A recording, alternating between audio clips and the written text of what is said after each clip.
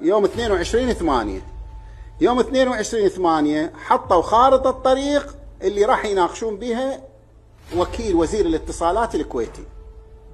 المادة 4 والمادة 5 من الاتفاقية اللي توقعت بال 2012 يقول تشكل لجنة برئاسة السيد وكيل وزير الاتصالات الكويتي والسيد وكيل وزير النقل العراقي لتنظيم الملاحة في خور عبد الله. اكو 10 محاضر من 2013، 9 محاضر من 2013 الى حد انعقاد هذه الجلسة اللي مال المحضر العاشر.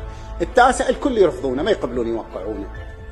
بينما ذيك الثمانية تتطرق انه اذا الكويت والعراق اتفقوا على حفر القناة من خلال شركة خارجية ماكو مشكلة.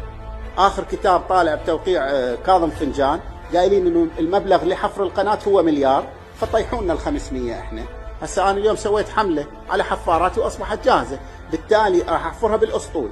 اول شيء انا المستفيد، هم ما مستفيدين. صحيح اكو تداخل، فبلشت بعملية حفر القناة الى ان وصلت بالمناطق اللي هي تكون بالمنصف بالجانب الكويتي.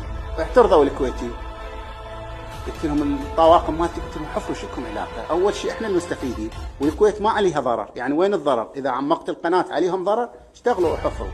فمنا طلبوا الكويت عقد هذا الاجتماع. خابرت قائد القوة البحرية ما إلى وجود، خابرت ضباط القوة البحرية يابا ترى اكو زوارق كويتية جاي تتعرض للحفاراتي، روحوا بس اوقفوا بصفهم حتى يخافون من عندكم، ما لهم وجود. رجعت من جديد بحوشت على الاوليات، دول ليش ما يتحركون؟ لقيت العراق موقع كقائد قوة بحرية عراقي مع قائد القوة البحرية الكويتي بال 2008 بروتوكول امني. البروتوكول الامني طلعوا عليه كارثة،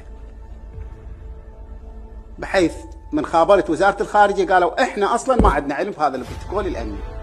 والى اليوم الكويت، بعد خل اعطيكم قنبلة ثانية، الكويت نصبت منصة ريك نفطي بالمياه الاقليمية العراقية وبحماية الزوارق الكويتية، وما حد وصلهم. دزيت فريق صور وكمل بالعيد، ورفعنا تقرير كامل للخارجية، الى الان